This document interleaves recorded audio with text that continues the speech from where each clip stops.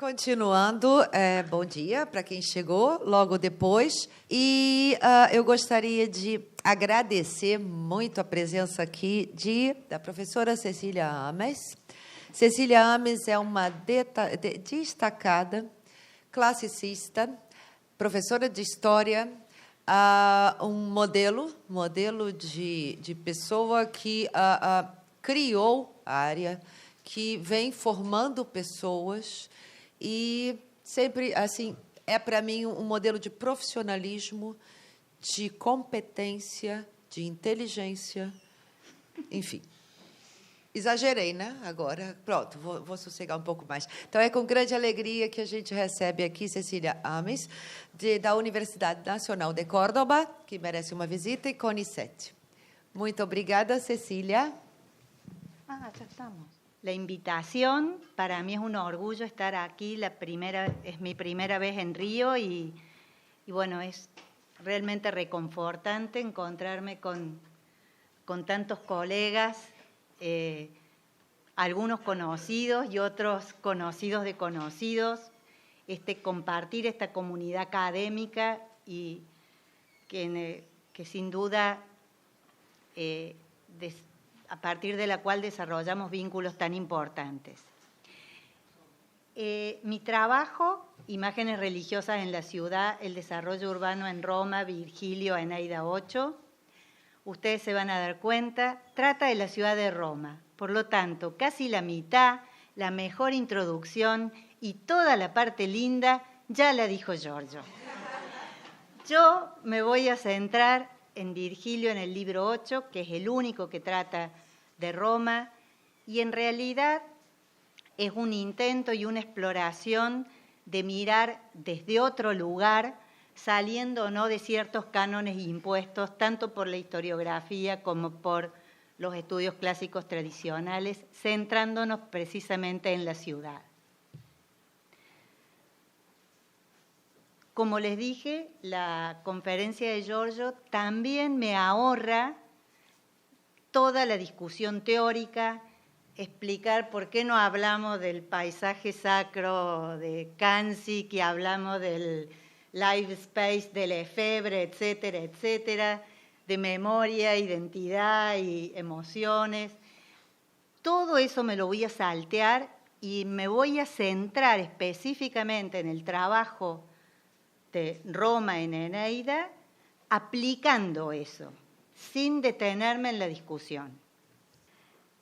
Eneida de Virgilio, un texto escrito en el periodo de Augusto, cuando la ciudad de Roma se encuentra en un nivel muy alto de desarrollo urbano y es mirada por todo el mundo como la ciudad par excellence, es un texto que insiste de un modo profundo en los cambios que el espacio de la ciudad de Roma ha experimentado a través de su desarrollo histórico.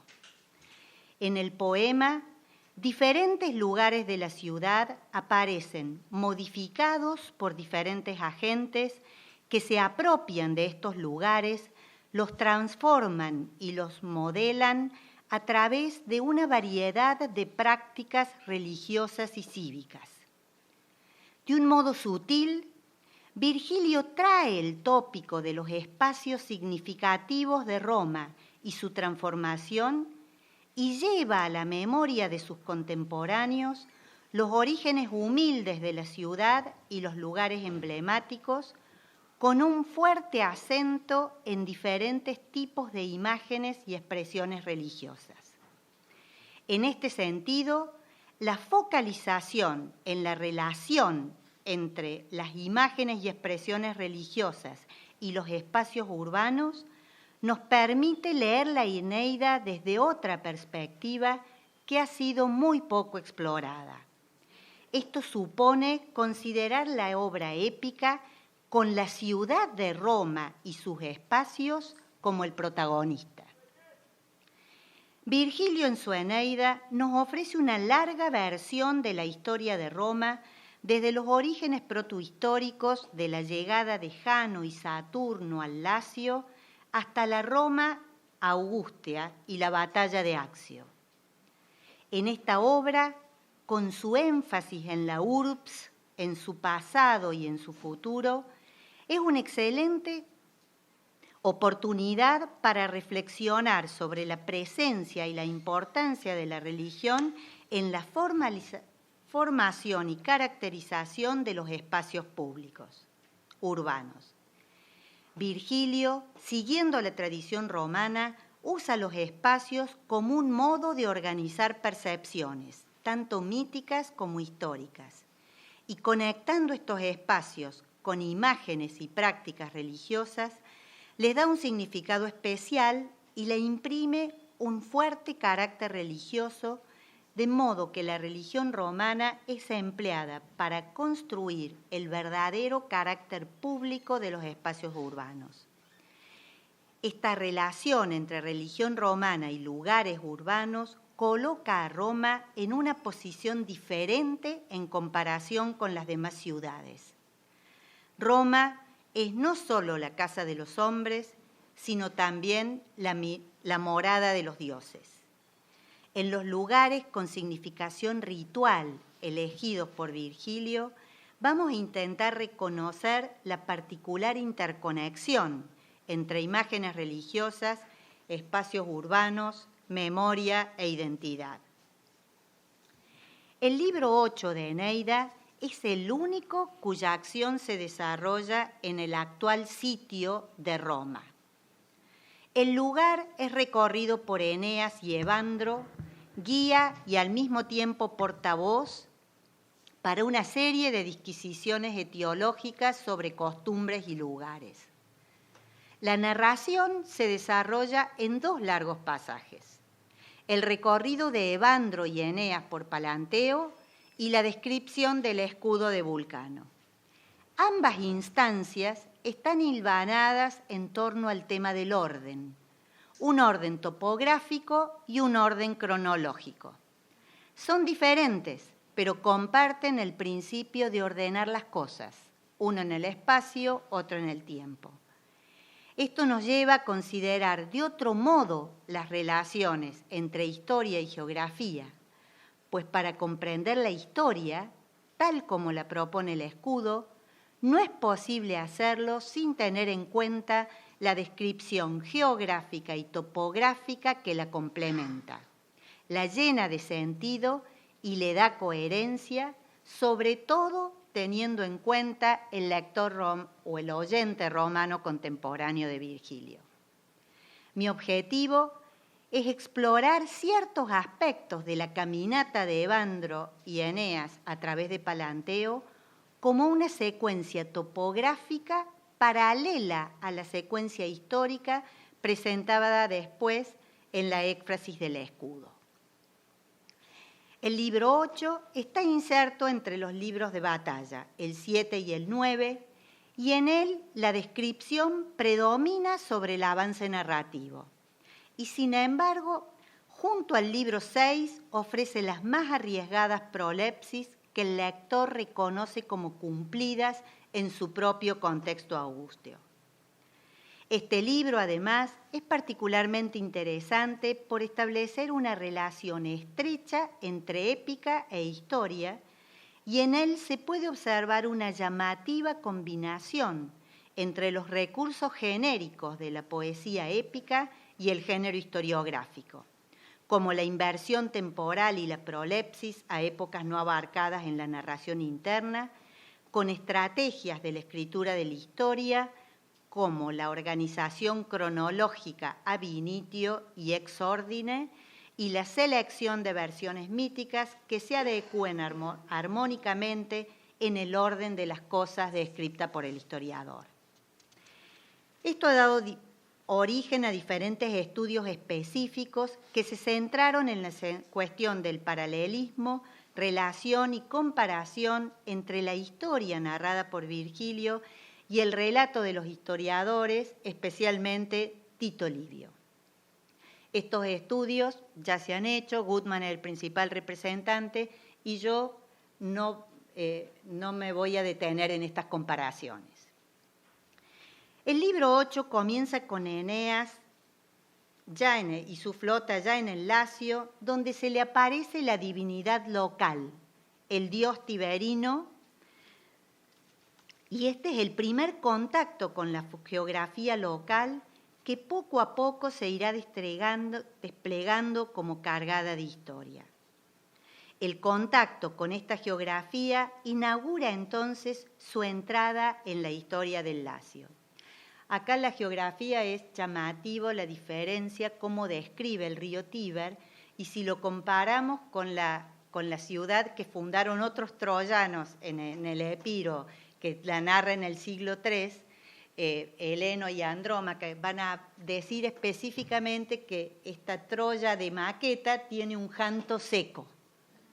Precisamente acá lo primero que llama la atención es este paisaje regado y este Tíber que ya nos está mostrando una geografía diferente donde se puede fundar la nueva Troya. La Troya anterior es una maqueta.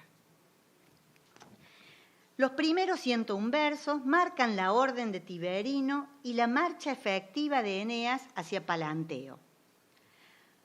A partir de ese momento y hasta el verso 305, Virgilio narra la llegada de Eneas a Palanteo, la colonia fundada por Evandro cuando fue obligado a abandonar su ciudad natal en Arcadia y debió emigrar a Italia. La llegada de los troyanos se da en el preciso momento en el que se celebra el rito que recuerda a Hércules y la muerte de Caco. Primer dato histórico o de acción, que conoce Eneas. Este es el primer contacto con la historia que se da en el momento de la realización de un acto de memoria a través del rito. Es decir, se trata de un episodio que ya está hecho memoria. El encuentro con Evandro es el encuentro con la memoria viva de este suceso, pues Evandro vio el combate entre Hércules y Caco, de modo que el Arcadio se convierte en el engarce entre el suceso de la época de Hércules y Caco y Eneas. Además, el rito le da a este suceso visto y narrado por Evandro un carácter religioso, le confiere un significado diferente al lugar y explica su modificación, pues el lugar donde donde ocurrió la batalla de Hércules y Caco, ese bosquecillo es donde ahora hay un altar. La cita de Virgilio en el verso 184 es clara. Cuando saciaron el hambre y calmaron el ansia de comer, llegan, se encuentra con Evandro y está ya el tradicional banquete. Se destaca entonces el doble contacto de Eneas. Por un lado, con la memoria viva, Evandro, y por otro lado, con la memoria del lugar, el Ara, pues el lugar de realización del rito, la futura Ara Máxima, es el lugar donde aconteció la batalla. Este episodio funciona como programático, pues lo que vendrá, el hecho de que Evandro lo haya vivido, lo hace competente para contar con autoridad. Es Evandro el que puede decir cómo esa topografía tiene una memoria. Sin duda, Evandro no vivió la época de Saturno, pero sí puede ser para Eneas el nexo entre el lugar y la memoria.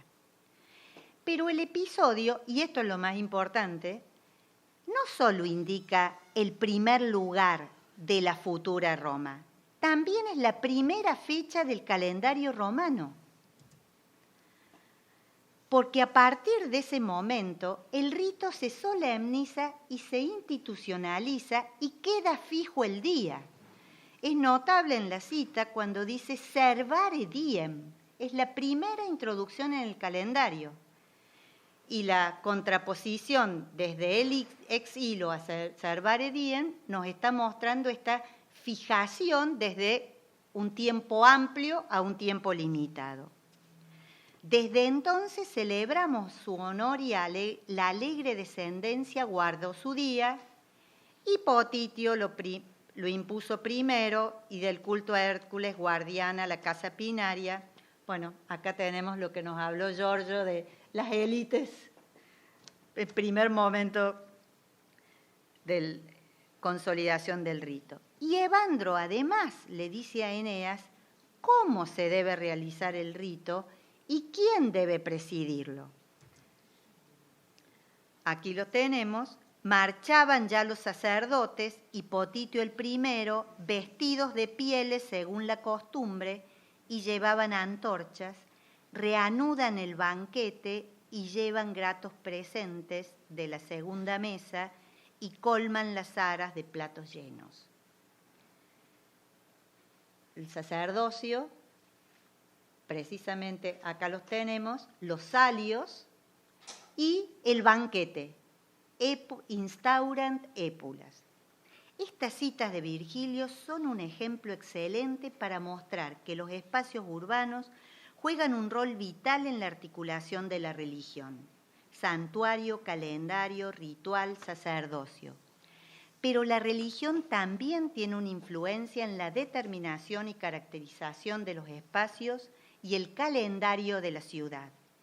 La religión es claramente empleada para constituir el carácter público de los espacios y para regular los encuentros y fiestas públicas, de modo que los espacios religiosos son espacios de comunicación y encuentro. No nos olvidemos que este rito lo está realizando toda la comunidad y Evandro no lo puede atender a Eneas hasta que no termine. Y es toda la comunidad la que se lo realiza. Y la regulación para mí es muy importante. No es cuestión de estar festejando 5 días. Tiene que ser uno y tiene que estar regulado. Es una instancia de control también y regulación. Antes de continuar, quisiera detenerme en otro detalle que generalmente este pasaje, con la presencia del ara máxima y la institucionalización del culto a Hércules, ha sido interpretado en relación con el triunfo de Augusto, la identificación de uno con el otro, ambos victoriosos, el culto a Hércules como el culto a la victoria, y bueno, y además de estos trabajos con respecto al culto a Hércules, está el trabajo tradicional de Galinki sobre Hércules y Caco, precisamente en esta dirección. Sin embargo, en el relato virgiliano, la matanza de Hércules a Caco no es un simple acto de victoria de este ser invencible que es Hércules frente al monstruo, como es el caso de Gerión. A diferencia de Gerión, Caco es caracterizado como un ladrón que maquina malos pensamientos y mentiras. Caco robó el ganado de Hércules. En el caso de Gerión era al revés. Gerión le robó el ganado y Hércules robó el ganado y después se enojó porque Gerión lo quería recuperar. Acá no, es Caco el ladrón. El hecho de que Hércules recupere su ganado y mate a Caco, por lo tanto, no es simplemente un trabajo más de vencer en la lucha matando un monstruo, sino que es un acto que favorece la pacífica coexistencia alrededor del Aventino, porque la similitud con Saturno, que aparecerá unos versos más adelante, es remarcable. Los primeros habitantes eran incivilizados hasta que vino Saturno y trajo leyes. Del mismo modo, cuando Hércules entonces mata al que roba el ganado de los que arriban al Lacio, como el mismo Hércules, no solo mata a un ladrón, establece la posibilidad de supervivencia, convivencia y coexistencia de todos aquellos que se asientan en el Lacio. La elección de Virgilio es sugestiva.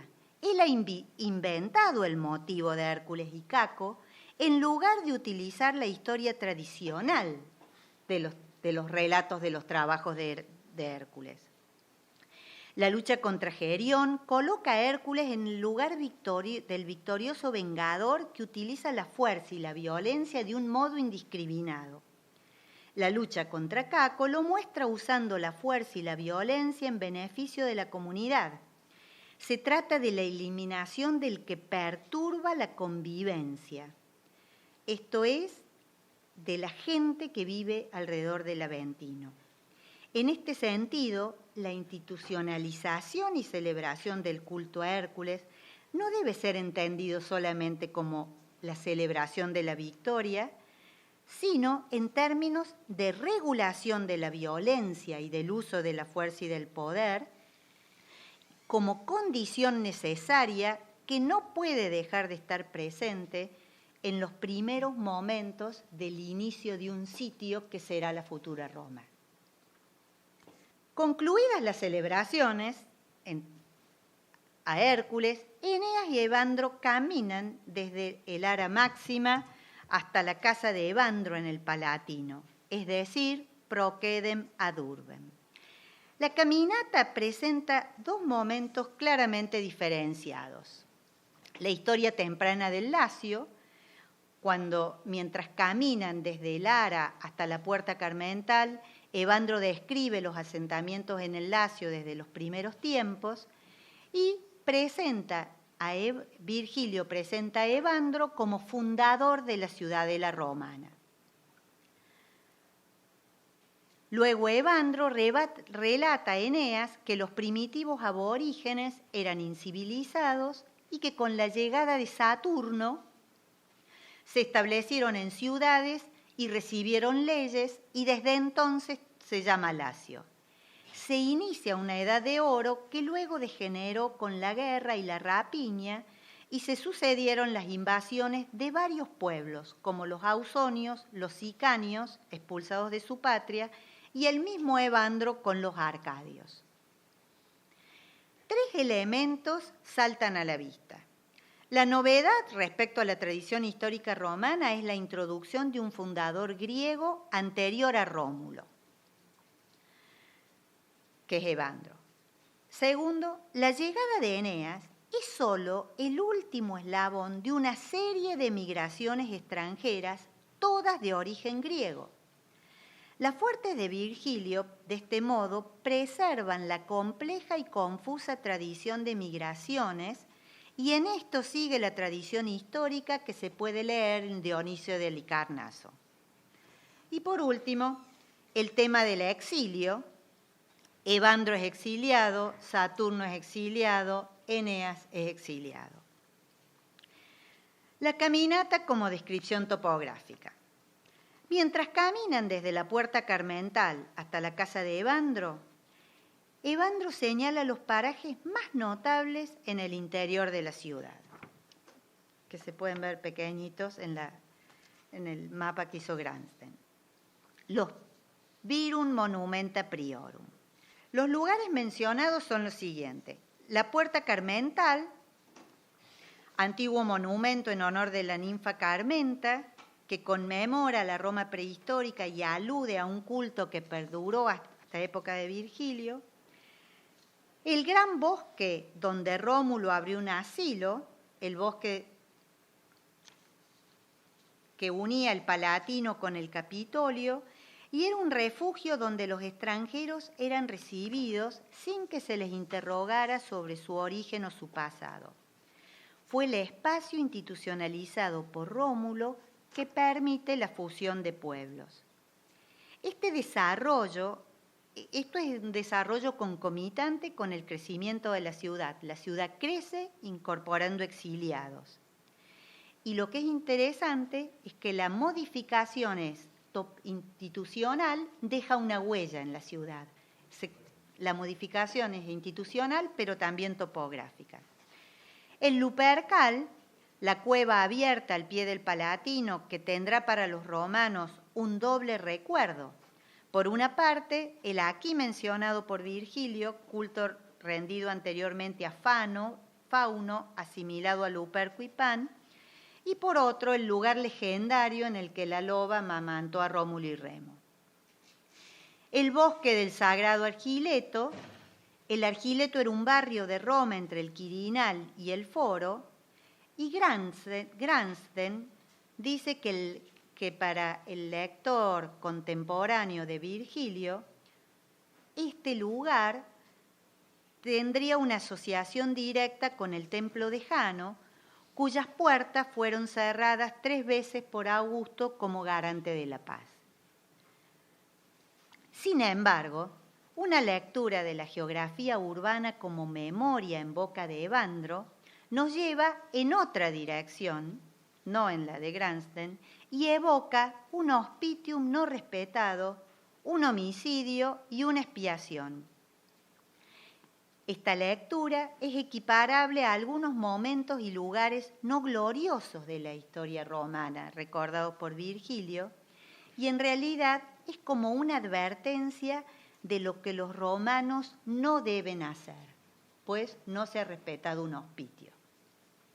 La roca Tarpeya es el lugar desde el cual se arrojaba a los traidores. Debía su nombre a Tarpeya, la vestal que entregó la ciudadela al rey sabino Tito Tasio en tiempos de Rómulo. Esto recuerda el conflicto con los sabinos y la solución, un foedus, que aparecerá en el escudo. Este lugar, como el anterior, constituyen una advertencia a los traidores. En este caso, a los que no respetan los pactos, el anterior al que no respeta el hospitio. El Janículo y el Capitolio. El Janículo y el Capitolio son evocados, son las ruinas que muestra Evandro. Jano evocaría que la primera ciudad, que luego será Roma, fue fundada por esa divinidad itálica antes de la llegada de los griegos y troyanos, incluso antes de Saturno. Por lo tanto, nos está dando un principio de autoctonía en la fundación de Roma, que de este modo no solo es fundado por exiliados. Además, concuerda con las características del lugar de Jano como dios de los comienzos y de los pasajes. Con respecto al Janículo, además, cabe destacar que está fuera del espacio de la ciudad, pues se encuentra cruzando el Tíber, sería el Trastevere actual. Desde el punto de vista de la descripción, es parte de la ciudad, pues todo lo narrado, todo lo que forma parte de la descripción de Evandro es parte del todo. Pero desde el punto de vista de la topografía urbana propiamente dicha, está fuera del límite de la ciudad. Esto también nos hace pensar qué es el límite de la ciudad. La ciudad no tiene límites precisos. Las murallas, no hay un pomerio determinado de un modo absoluto. Las murallas no son un límite determinante y todo espacio con significado y memoria es parte de la ciudad. Por último, llegan a la humilde casa de Evandro, que estaba en el Palatino. El tour termina en esta casa de Evandro y aquí Eneas y Evandro ven pastar los rebaños en el sitio que habría de ocupar el foro y las carinas. Las carinas son una clara referencia a la Roma de Augusto. Es el barrio más lujoso y se marca aquí claramente el contraste entre la casa de Augusto, que evoca la modestia de Evandro y de Rómulo, y las ricas residencias romanas. La caminata entonces comenzaría y terminaría en las dos áreas más antiguas de la ciudad de Rómulo, del Pomerium, y la intención de Virgilio es vincular Palanteo y Roma y darles una etiología anterior a Rómulo. A partir de tales consideraciones debemos enfrentar una cuestión compleja. Si por una parte el recorrido por Palanteo es una descripción de la proto-Roma, por otra, los lugares mencionados son, por diferentes motivos, importantes para el lector romano de Eneida, de manera que sería esperable una reproducción del espacio geográfico ideológicamente connotado. En este sentido, la lógica de los lugares, los edificios y la presentación de ellos que se hace Eni a través del recorrido por Palanteo han sido diversamente entendidos. Pero los más importantes comentarios y todos los estudios sobre el tema hablan de historia, exilio y victoria en una clara línea ideológica augustia.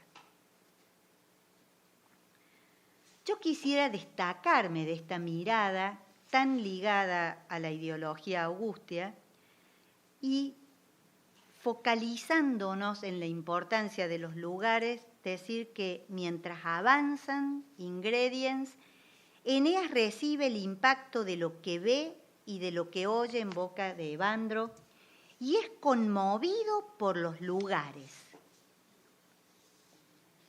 Eneas admira y hay una doble relación con el lugar, pues por una parte el lugar lo atrapa y por otra es el relato de Evandro lo que produce admiración. La frase que vemos en el verso 311, Aeneas capitur locis, anticipa el efecto que la descripción del lugar debe causar también en el lector de la Eneida, que es atrapado por el relato de Evandro de los Virum Monumenta Priorum. Pero los lugares mencionados por Virgilio no solo se refieren a monumentos y edificios que hacen evidente el paso de la Roma humilde de Rómulo y Evandro a la Roma de mármol de Augusto, sino que esos lugares también hablan del continuo crecimiento de la ciudad a través de la fusión de pueblos como troyanos y arcadios por un lado y sabinos y latinos por otro, memoria evocada en dos lugares, a través de la incorporación de los exiliados y a través de los pactos, de modo que el tema de la ciudad y su desarrollo aparece bastante central en este recorrido por Palanteo. En el mismo libro, la éfrasis del escudo de Eneas, cuyo modelo es el escudo de Aquiles,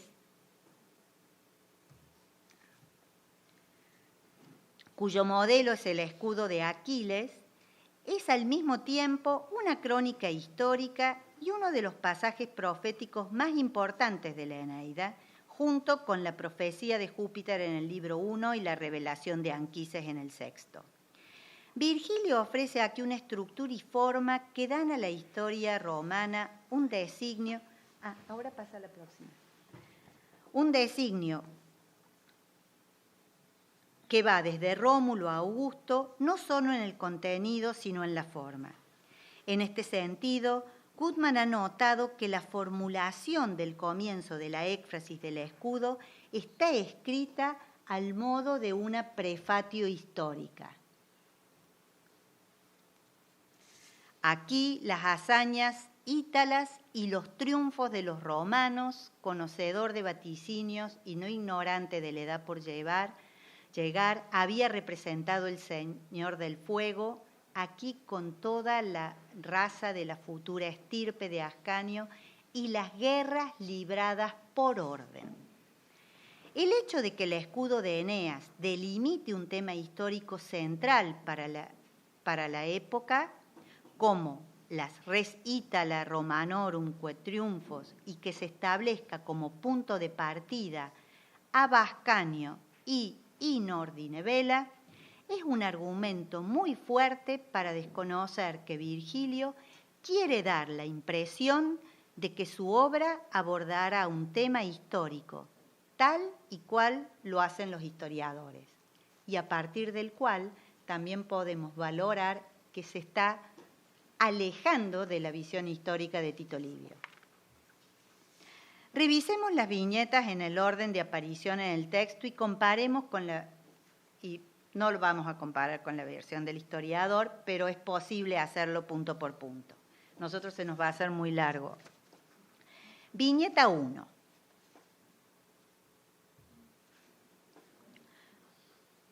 Como bien señala Gransen en su comentario, la viñeta 1, con Rómulo y Remo amamantando a la loba, se refiere a la cueva del dios Marte en el Lupercal, indicado previamente por Evandro en los versos 342. Así Virgilio mantiene con coherencia un aspecto que fue central en la descripción de Palanteo, la geografía natural y el ambiente pastoril que se afirman como uno de los componentes esenciales de Roma. Viñeta 2. Rapto de las Sabinas y el subsecuente pacto entre latinos y sabinos. Livio afirma que el rapto de las mujeres sabinas fue una estrategia complementaria del asilo. Mientras que Roma se poblaba de hombres expatriados, ningún pueblo vecino aceptó que sus mujeres contrajeran matrimonio con ellos. Roma precisaba realizar este rapto. La escena muestra un llamativo paso de la violencia a la paz y para nosotros, desde la perspectiva de la ciudad, es importante porque el rapto de las Sabinas y el subsecuente pacto es una condición necesaria para la vida, la reproducción y el crecimiento de la ciudad, que sin mujeres no podría haberse mantenido. Viñeta 3, la ejecución del traidor albano Metio Fufetio. Esta viñeta narra la traición del albano que quitó el apoyo militar a Roma en la guerra contra Fidenes y Bellas, y esto no es un hecho menor en la historia de Roma, dado que la ciudad de Alba disputaba la supremacía en el Lacio. Después de la ejecución del rey albano, lo que se señala es la incorporación de la población albana a Roma. Por lo tanto, vemos cómo Roma sigue creciendo, incorporando habitantes de otros pueblos, en este caso los albanos. Viñeta 4, Porcena sitia Roma. Se trata del asedio etrusco de Porcena a Roma para restaurar la monarquía. Y hasta ese momento, la Roma etrusca se debatía entre la libertad y la dependencia, pero Virgilio destaca en su narración la actuación de Cocles y Cloelia, que dan como resultado el crecimiento en libertad de la Roma etrusca. Para nosotros, un nuevo momento de crecimiento armonioso de diferentes pueblos. Teníamos la incorporación de los sabinos en la viñeta 2, de los albanos en la viñeta 3 y ahora de los etruscos en la viñeta 4. La viñeta 5, los galos ocupan Roma. Se trata del ataque de los galos en el 390 y es una escena compleja y complicada. Virgilio, a diferencia de Tito Livio, no hace mención de la figura de Camilo y va a destacar la de Manlio y la defensa que hace Manlio del Capitolio.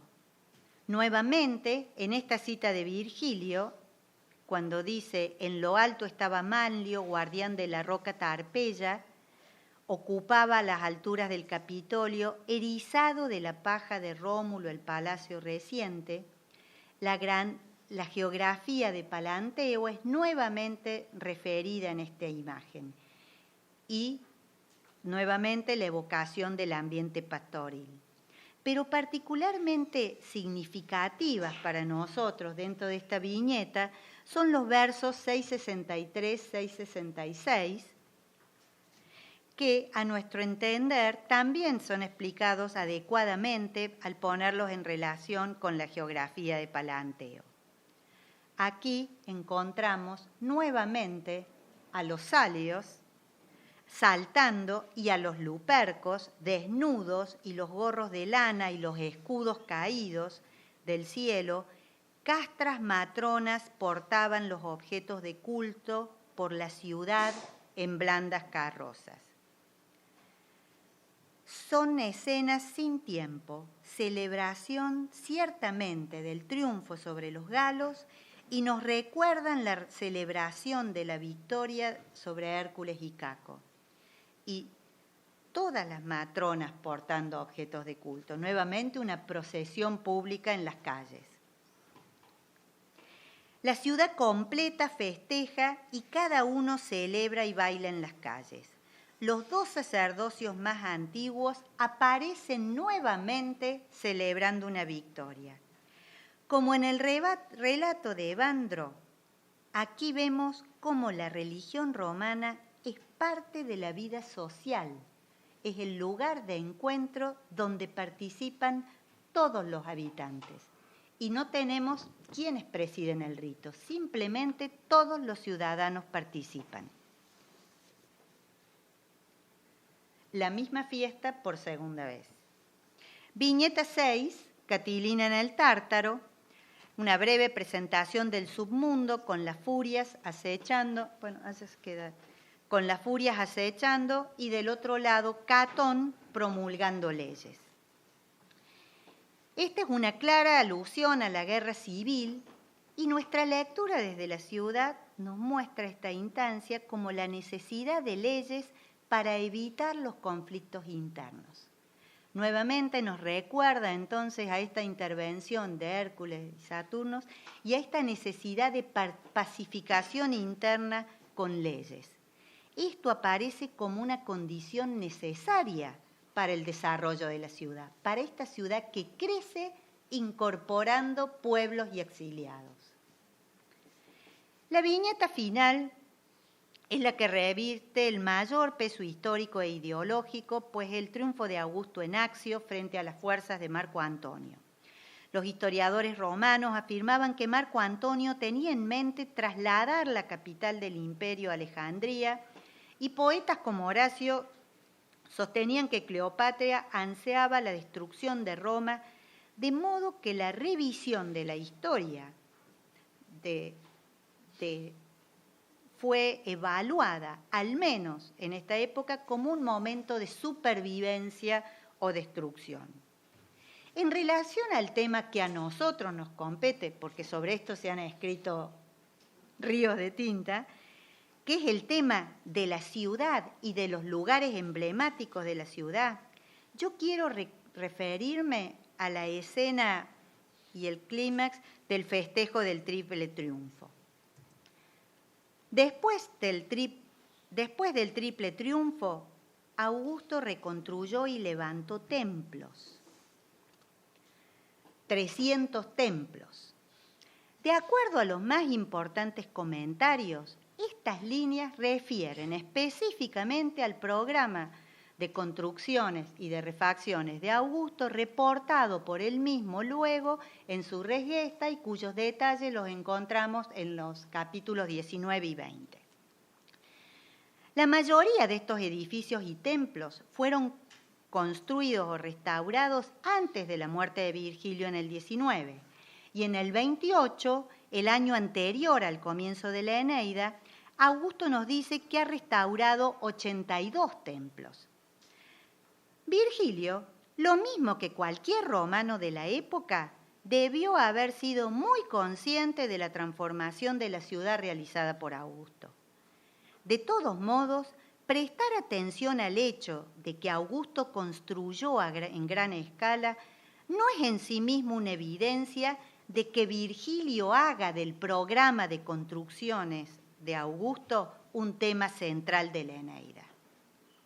A pesar de ello, todos los comentarios y trabajos importantes, entre los que destaco el de Marburg, que habla de Eneas, Augusto y el tema de la ciudad, afirman que la obra constructora de Augusto es un tema fundamental en Eneida y que Rómulo fundó Roma, pero una Roma humilde, de paja, mientras que Augusto es el gran héroe, el fundador de la Roma de mármol. Todos los comentarios coinciden en esta evaluación de la escena. Leyendo la Eneida, yo no llego a esa conclusión.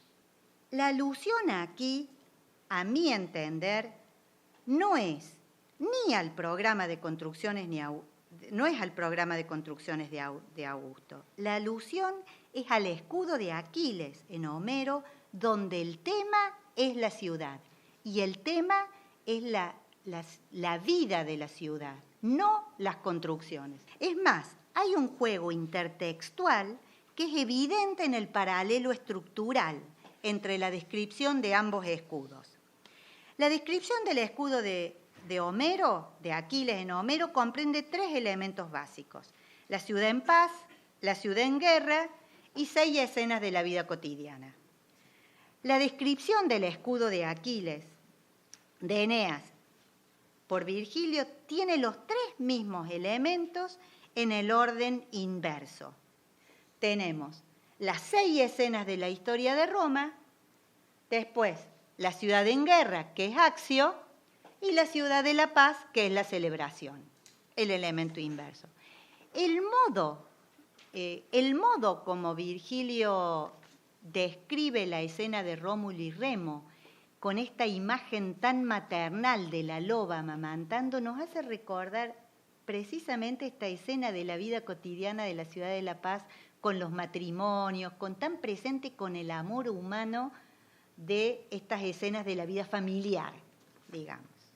Otro modo de ver la éfrasis desde el tema de la ciudad como tópico, y este es mi modo, el otro modo de leer, y esta es la más importante, es leer la éfrasis, ponela en la éfrasis entonces, completa.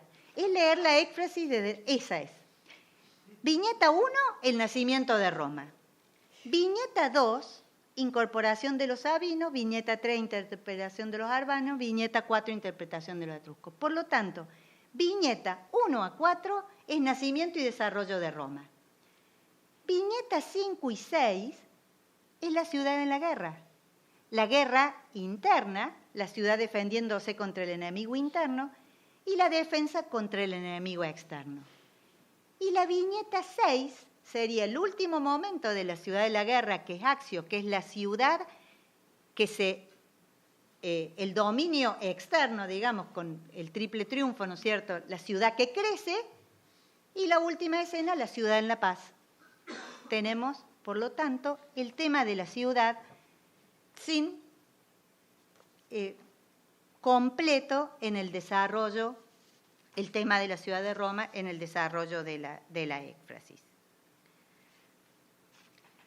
Otro detalle en el cual querría detenerme antes de continuar, volviendo nuevamente al texto, es que cuando dice 300 templos, esto ha sido interpretado siempre como un número redondo y como un portento numerológico, haciendo referencia a que la tríada domina la Eneida. Entonces los números 3 y 30 son como cabalísticos empleados en toda la Eneida. Es más, Gramsci dice, las restauraciones eran 82, por lo tanto el número de 300 es falso. Ahora bien, yo también acá me voy a alejar y voy a pensar, si vemos la idea de 300 altares desde la óptica de la ciudad, nos habla de crecimiento, dispersión y distribución de altares por toda la ciudad. Uno en cada esquina. Por lo tanto, también nos recuerda al culto de los lares compitales y a esta ampliación. Y hay otro detalle, si nos fijamos, estos altares que acá aparecen con el templo de El Ubra, son calificados como máxima. Esto no es un detalle menor, no son cualquiera templos o altares, son 300 altares máximos, con lo cual quiere decir, no solamente hay un ara máxima en el centro de la ciudad, hay 300 altares máximos distribuidos, de modo que cualquier habitante de un vici, de un vecindario, de un barrio, tiene un centro fuera del centro. Esto es un paso más de Virgilio en el crecimiento de la ciudad, con la incorporación de la propia periferia. Esta ciudad que explota con los 300 templos y que tiene centros en las periferias.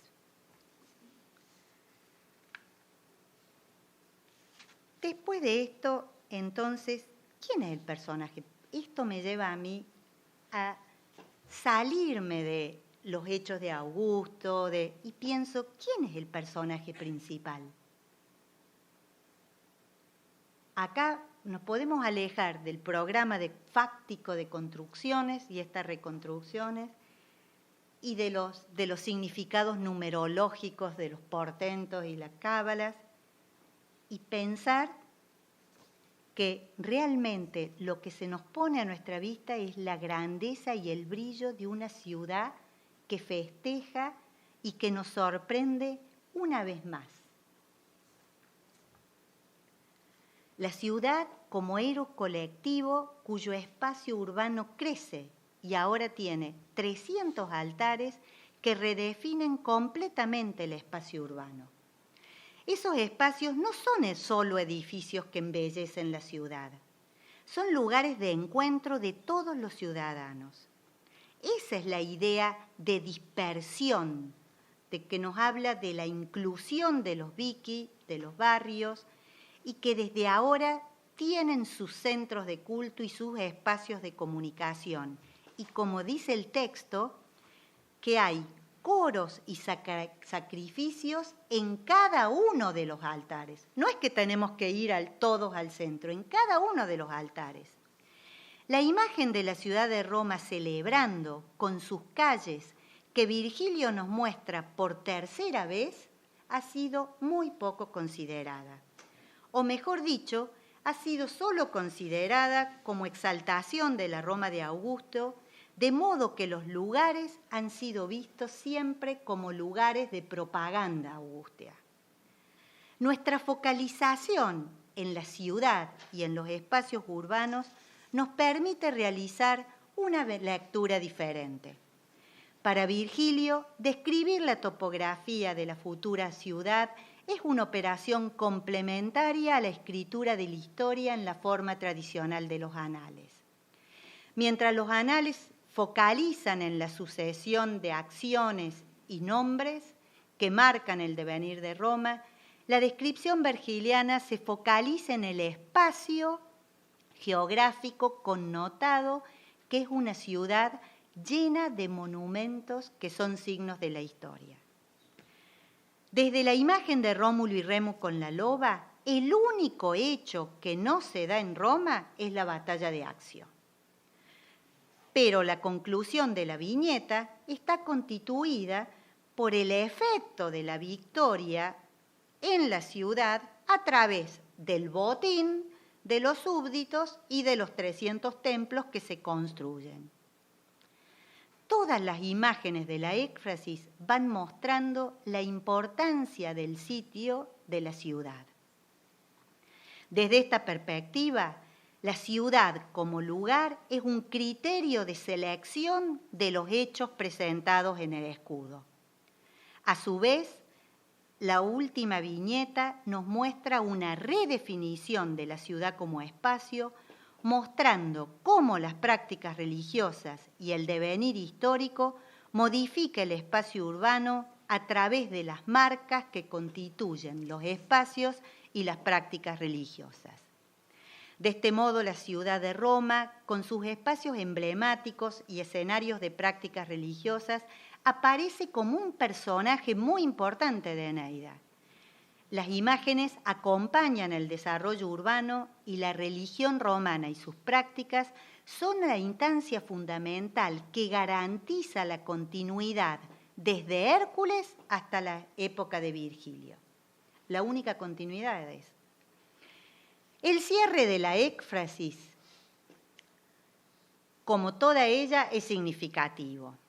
Todo esto lo contempla en el escudo regalado por su madre y goza con las imágenes. La palabra clave del libro 8 es el verbo mirari, registrado 10 veces. Al inicio del libro, mientras Eneas remonta el Tíber, el paisaje se admira ante la visión inusual del bello Eneas y su tropa. Y al final del libro es Eneas el que se admira con las imágenes del escudo. Pero mientras caminaba, Eneas era cautivado por el lugar. La topografía es más significativa que la historia. Los lugares, sin duda, juegan un rol fundamental en la articulación de la religión romana y la religión influye en la determinación y caracterización de los lugares. Pero los lugares no solo son el reservorio de memoria y escenario de prácticas. Son espacios de comunicación y relación social en una ciudad que crece continuamente incorporando pueblos, villas y exiliados. Religión romana es parte de la vida social de todos y cada uno de los habitantes que celebran en las calles, en los espacios públicos de la ciudad de Roma. Cuando camina por el sitio de la ciudad de Roma, Eneas es capturado por el lugar y luego se admira ante el escudo. Nosotros también fuimos capturados ante la imagen y después admiramos la imagen de una ciudad vibrante que festeja en sus calles. Muchas gracias.